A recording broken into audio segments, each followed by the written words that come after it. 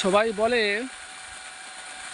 যে শিশু শ্রম ভারতীয় দণ্ডবিধির সবথেকে বড় একটি অপরাধ।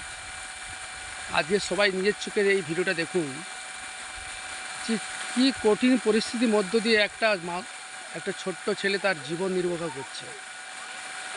এই সময় তার খেলে ছুটে বেড়াবার কথা বা স্কুলে পড়ার কথা, কিন্তু এমন একটি পরিবারে সে জন্মগ্রহণ করেছে, তাকে একবারে ছোটোবেলা থেকে একটা গ্যারেজে কাজ করতে হচ্ছে।